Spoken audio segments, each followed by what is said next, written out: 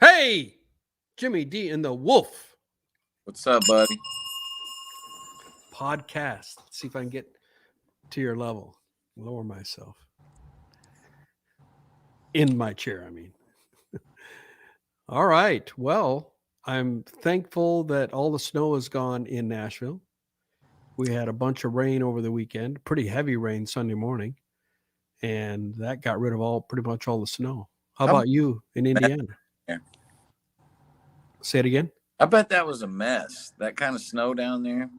It was a real mess. Bunch of people that don't know how to drive in it. Yeah. And the First Watch, which is one of the restaurants I go to almost daily, either that or Waffle House, two radically different types of restaurants. Both do breakfasts, but they're two radically different types.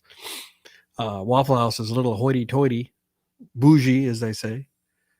I'm sorry. First Watch is a little bougie, and Waffle House is like saving your pennies. Come on Dude, over to Waffle House. still the best place ever, though. Yeah, Waffle House is awesome. They have one in South Dakota, I read. I think there's one in Sioux Falls. When I was a little kid, my stepfather, he was a truck driver, and I always really looked forward to going out on the road with him. And every time that I go out on the road with him, like we would eat Waffle House like 3 times a day. They don't tell your mom we ate this like every time. And I loved it. I thought it was the best. Anyway, the manager at First Watch, he comes out. I mean, his name's Walt, so my last name is Walter, so it's easy for me to remember. Anyway, he come out and he's got his arm in a sling, and this is germane to our conversation. I come out and I say, "Oh, you got a broken wing there. What's going on?" And he said, "Oh, I was driving last Thursday on 40, and minding my own business, and a trucker came by. Icy. Thursday was the middle of the storm, and a trucker came by going about 50." And hit a patch of ice and jackknifed and totaled Walt's car and damaged his arm. I can't remember what it was, but dislocated his shoulder. I can't remember exactly, but he said, and I said, "Wow, well, thank God you're alive and well." He said, "Yeah, I'm lucky that it wasn't worse." Completely totaled the semi, but that is a accidents. And he said that it was on the news. Of course, I don't watch the news, but he said there's like 50 gallons of diesel all over or lot of diesel all over the road, and just a big mess. Made the news. He said his wife told him, "Honey, you made the news." They said, "Not the way I want to make the news," but Right. so yeah, it was. I saw there's an SUV that is off the road about 50 feet by a big church, and then they have like a creek or an area that is open. It's probably about 10 feet wide, very deep. The recession is very deep, and they must have dug it out. And it's probably, I don't know, I can't even see the bottom when I'm driving by. There's an SUV that is spanning that. How in the world he got there, I don't know. But the front wheels are on the other side, his rear wheels on this side, and it's been sitting there. They were looking at it today when I went by. How do you ever possibly get your vehicle across that? He must have been going 60 miles an hour to Did it make have it across there. 4-wheel drive? I couldn't see if it was 4-wheel drive or not, but I mean, It was probably a young man with a 4-wheel drive because they're pretty dangerous when it snows. They're convinced that they can't get stuck. how's Jack, it? what's up, buddy? So Justin, thank you for joining us. So anyway, yeah, that's kind of the news here. Well, you got snow on the ground up there in Madison? Not anymore. We had a little Really? bit over the Okay. weekend. It got really, really cold, and Hmm. we had some snow, but same kind of deal. Little rain, it went away. I think you guys got more than we did. Yeah, I would say there could have been as much as 5 inches. I mean, that's a lot of snow for a southern town. I moved to Nashville to get rid of the snow, to get away from the snow. Of course, it only was on for like 3 or 4 days versus South Dakota. There was a post that a friend of mine posted, and I put it on my Facebook page. But MJ, she went to the same school I did, Willow Lake. She's from Willow Lake, and she said the post was, I don't know if you saw it on my Facebook page, but she posted that for those of you, because a lot of people are moving to South Dakota. There's an article I saw today about, are we going to have a secession or a civil war? Because red versus blue, there's a lot of division, and the red states want to secede, I guess. And South Dakota would be definitely a red state, very red. Anyway, she started her post by saying, those of you, and apparently a lot of people are moving to South Dakota, and there's no income tax, so there's some good things about it. But said, before you move here, you might want to consider this little story. And she said her daughter must play high school basketball. She got a text that their game was canceled, and she pulls out her phone. She's exasperated because she wanted to play, obviously. And she's exasperated. She pulls out her phone and she looks at the weather app and she says, Mom, it's only 11 below. How come they're canceling it? And MJ, her mom, said, for those of you thinking about moving here, you need to consider, would you ever see yourself saying, it's only 11 below. Why are they canceling my event? If you cannot ever consider saying that, maybe this isn't the place for you. So, yeah, 11 below, for those of you keeping score, that's not 11 below freezing. That's 43 degrees below freezing. It's 11 below zero. I'm sure you knew that, but I mean, just take that into consideration. Here in Nashville, we closed down a bunch of stuff, and it was, I think I didn't track it, but it was in the 20s. So below freezing, 28. One time I checked, right around freezing, a little bit below. But I mean, we're talking about, 40 degrees below that.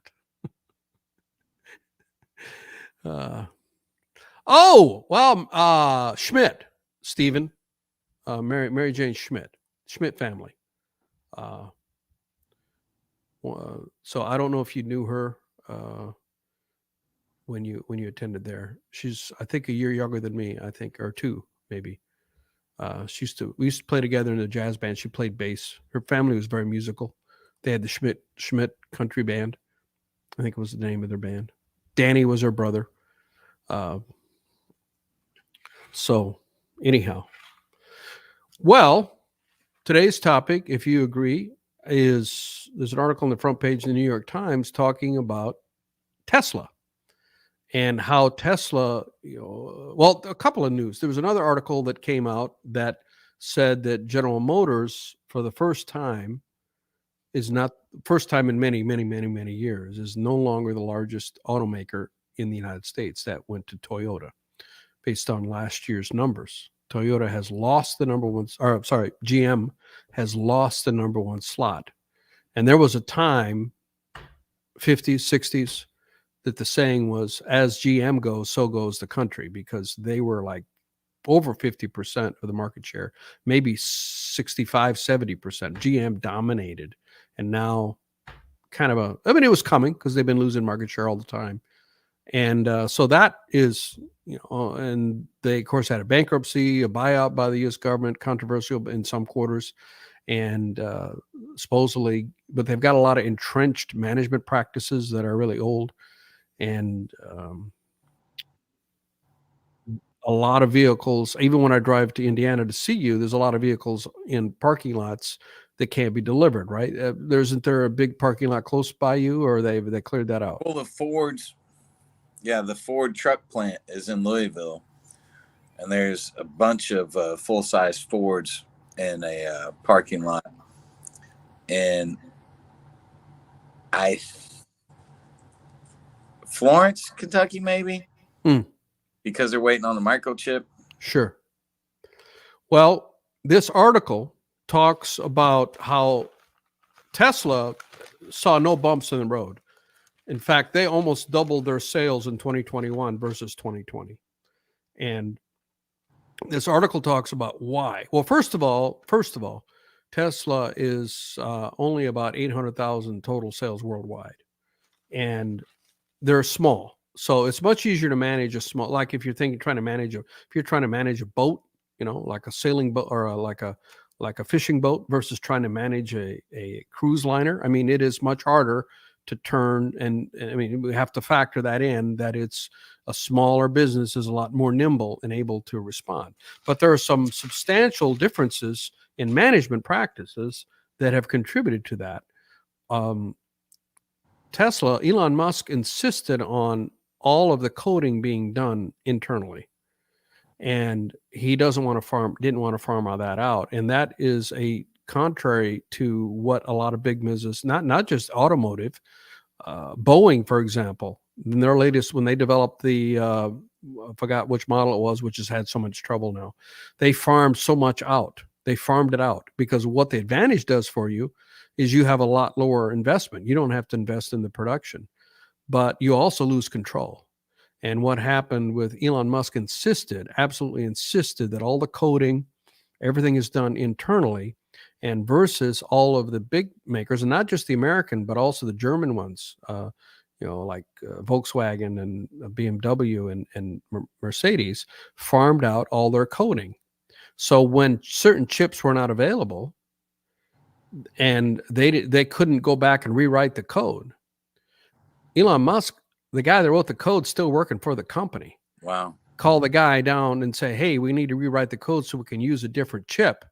And they did it seamlessly. Now, in 2018, apparently in 2018, according to this article, I'm going to read this. Elon Musk was the butt of a bunch of jokes because, see if I can find it.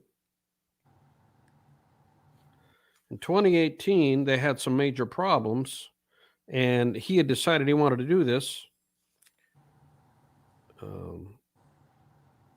And there were a lot of people that made fun of him because he was insisting that everything be done internally. Well, they're not making fun of him now. So Vertical supply chain. What's that? Vertical supply chain. Vertical supply chain. And in fact, business, man. Yeah, in fact, I mean, the pendulum swings. The pendulum swings, just like we talked in a previous podcast. The pendulum swing in the U.S. against all the big companies wanted to make the shareholder the number one stakeholder in the company, and they didn't care what the employees did. That pendulum is swinging back, and there's that now people are evaluating employees again. When I went to work for DuPont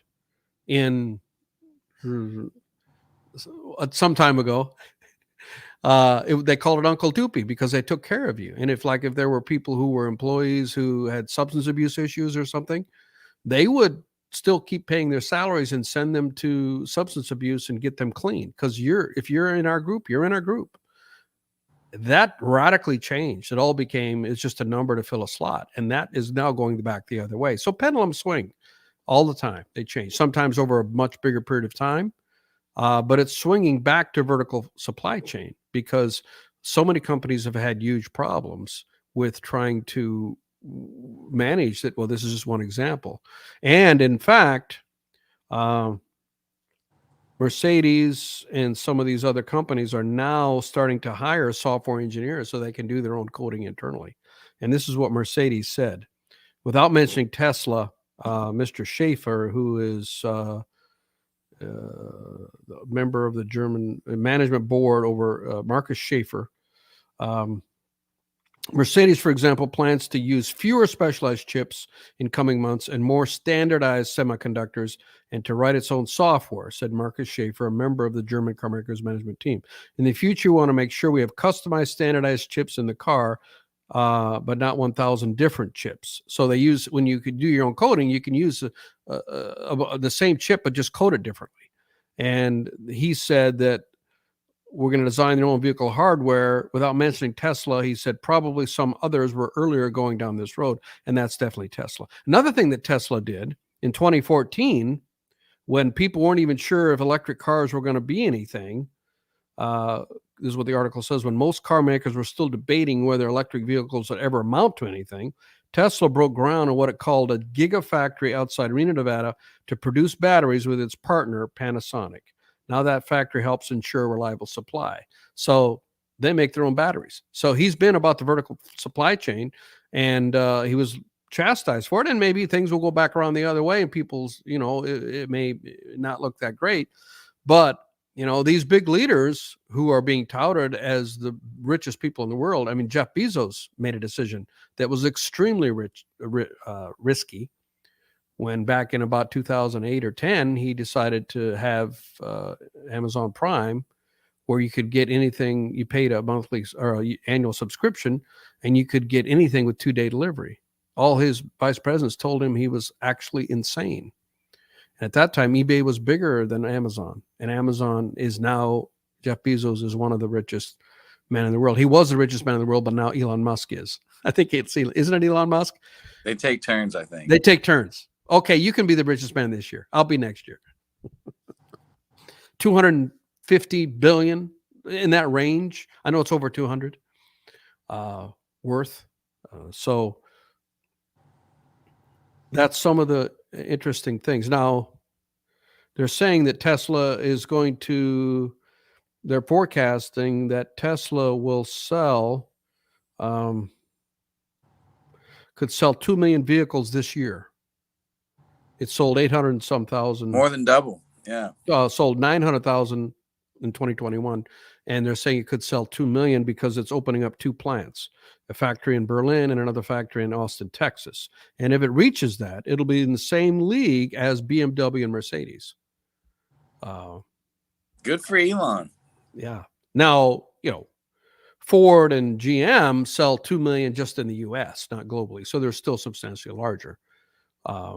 But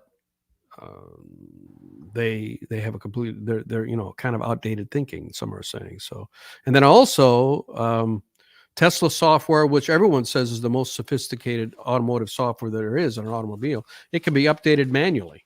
I'm sorry, remotely. It can be updated remotely.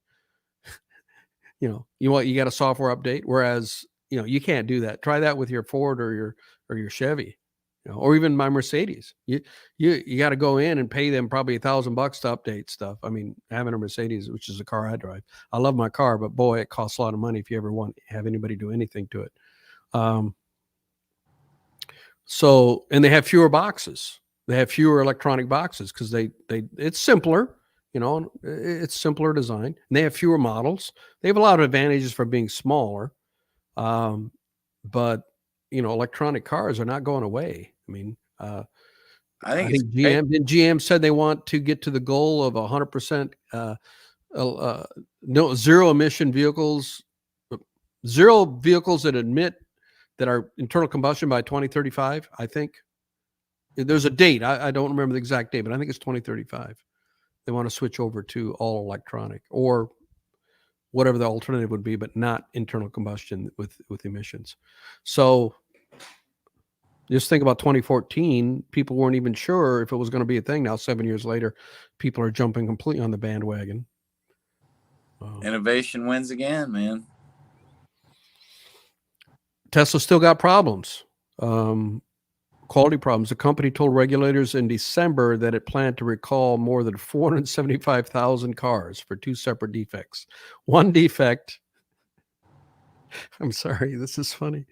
One defect could cause the rear view camera to fail. Sorry, I thought it said fail. That's why I was laughing. I misread it before. To fail, not fall. I thought it was going to fall off. No, just fail. Okay. Would have been even better.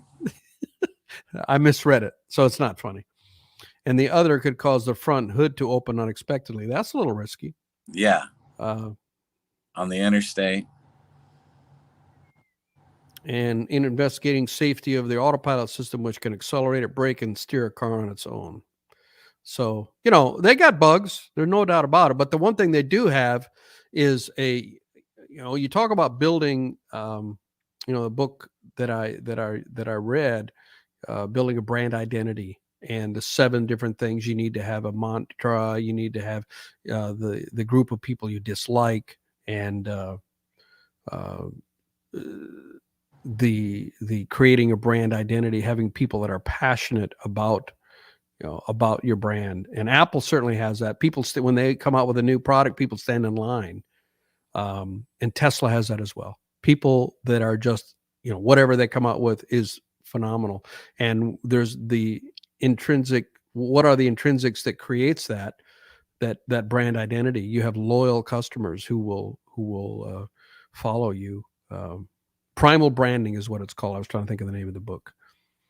Yeah. Donald Trump is an example of He tapped right into that all the he way. tapped right into that. He's built a primal brand that is fits right in when you follow. If you read the book, and I don't remember the 7, but he's got all 7, and so just being neutral, not getting political. I mean, there's nobody on the Democratic side that has a primal brand, a personal brand like that. Not even close. No, it doesn't exist. And it's a extra power. It's a superpower, whether you're in business or you're in politics or you're even in. Okay, Taylor Swift is primal branding, I would say, as a musician. Her fans are just zealous beyond. Nobody ever did it better than Kiss. And I can't stand that band. I can't stand the band Kiss. I think they're horrible. I don't like their music. I can't stand Paul Stanley's voice or Gene Simmons' voice. I think they're awful. But they knocked it out of the park with the whole primal branding thing. And every kid that grew up in the 70s and listened to rock and roll thinks that Kiss is awesome. Well, not every. A lot. Many. More than there should be. We were told at church that it stood for Knights in the Service of Satan. So, I wasn't about to be a fan of a band with that, the acronym meaning that. Nobody told me that. I just heard their music. A lot of people love them. It's so everybody has their own taste. Yeah, but the primal branding. Yeah, they sell merch. They sell. I mean, you can get a Kiss coffin. You can get there's so many products you can get. Here, Justin's got a comment. Couldn't agree more. It's horrible, man. So, but it's not about the be good or bad. It's like, do you have a following? And primal branding, if you can create primal branding. So I think that how much is that worth to Tesla? I think it's not worth zero. It's worth more than zero. How much? How many millions? How many billions is it worth? Because the fans that are Tesla fans, I mean, Prius was before Tesla, and they still make a Prius. And there are people that are kind of fans of Prius, but in my opinion, they don't have the primal following that Tesla does. Would you agree? Sure. I mean, forward-thinking people. A lot of people want to support innovation. And anybody that's being highly innovative is taking a lot of chances. Well, I think it's more than that. I mean, if you talk about a primal branding, I mean, there's got to be a personality that there's something about Elon that people are drawn to. He's got something about him. Great. If you had the same product, the same company, led by a boring person, you wouldn't have that primal branding, in my opinion. You can, that's my opinion. Everybody's got an opinion, and he's a lovable guy. Yeah. So whether you love him or not, I mean, he has got that branding thing down. I mean, he's got people that will follow him. He came out with when he came out with that really ugly looking, it's like, I think one of your kids could have designed the pickup better. I mean, that thing is ugly. Sorry, Elon lovers, his pickup thing, and he had a whole hour show where he introduced it. And my nephew is a fan of Elon, and I don't blame him for that. But he said, you want a chance to buy this vehicle, send in $100 and you'll be in line to be able to buy the vehicle when and if it becomes available. My nephew sent it in immediately. He raised millions that night just from an idea. So I am not saying it was bad to do that. I thought about sending in $100. It'd be just to be not to be on the waiting list. I just didn't like the way. Have you seen the one I'm talking about? It's not very attractive looking. Well, it looks like the car that little kids draw when they try to draw a car. It does. It's like all boxy looking and stuff. Yeah. So it's not very nicely designed. And then when he did I don't know if you watched that, he did some kind of a challenge where he tried to break the window or what it was. It was supposed to be unbreakable, and it failed miserably right in live TV. And he kind of shrugged his shoulders and he says, I guess that didn't work. I think that's the whole thing with that guy. And it's why I love him. Like, He's one of the most successful people on the planet. But I guarantee you he has failed more times than 100%. failed put together. 100%, yeah. You know that he's got one of his less sexy businesses is that when he was doing this boring, he has all this dirt and he decided to turn it into bricks. I haven't read about that recently, but he makes bricks cheaper than anybody else makes bricks, and apparently they're better. Yeah. Do you know anything about his brick business? I don't even know what it's called. I don't know what it's called, but I read something the other day that the Japanese just developed a brick that can take carbon emissions out of the air. Wow. So that's something that's coming. So they got that going for them. Yeah, exactly. Got that going for me. Wow, that's impressive. Well, the Japanese are innovative like that. I think highly of the Japanese. But it's exciting. Yeah. Something to help with pollution. Yeah. All right. Well, any other words of wisdom there, Mr. Davis? Not really. Doing a little bit of short one today. Thank you for hanging with us. We're both doing end of the year type stuff, even though it's the beginning of the year.